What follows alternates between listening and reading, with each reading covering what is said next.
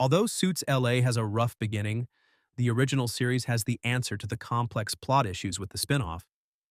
When the West Coast version of Suits was revealed, it immediately became one of the most anticipated new series of 2025, but the first episode was far from ideal.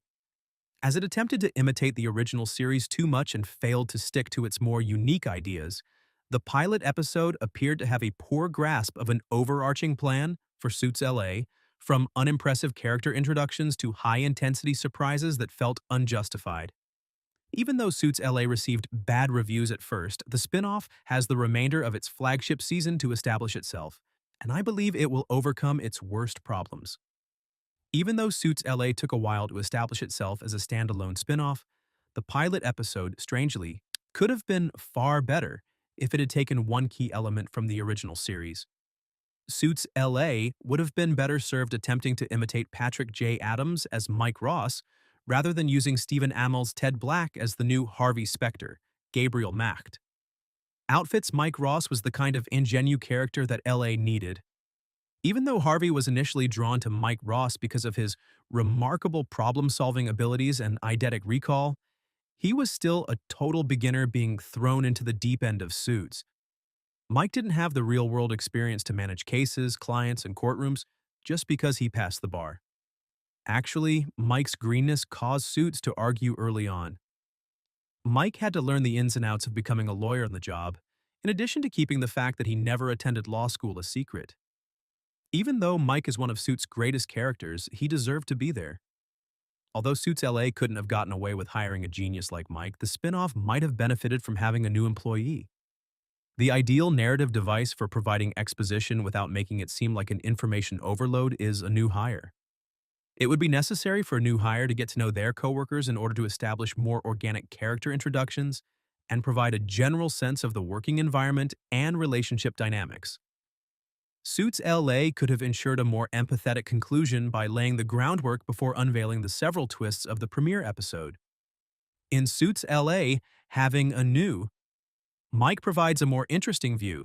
Even though the first episode of Suits LA featured betrayal after betrayal, the impact was ineffective since the audience was not given enough time to develop a bond with the characters before their entire world was upended. The backstabbing of Ted Black by Stuart Lane, Josh McDermott, would have been more significant if the pilot had timed itself and introduced a new hire to demonstrate the hierarchy without overtly discussing it. While it's undoubtedly a bold move to launch a series in the middle of a battle, Suits LA rushed the plot and failed to make a strong impression. Setting up the Suits LA conflict more covertly might have been achieved even by concentrating on a new client to launch the business. Like the audience, the ingenue character would enter blind, providing a narrative mirror to interpret the story. Although world-building is a crucial component of every series, a spin-off must specifically define its role in the universe to show that despite any confusion, there is a clear strategy for where everything is going and why it matters. The viewers won't be impacted by any number of plot twists without that foundation. How Suits LA can still make the most out of its characters. Suits LA has a strong cast of people that can sell a legal drama, even if the pilot didn't take advantage of it. Many people believe that Lex Scott Davis's character Erica Rollins is the real lead of Suits LA, and she is considered the best part of the pilot. There would be a plausible expositional vehicle that fits within the overall plot if the spin-off elevated Alice Lee's Leah to the main cast and established a suitable mentoring between her and Erica. Although Erica and Leah's relationship might lead to similarities to Harvey and Mike, Suits LA's particular situation might provide enough differentiation.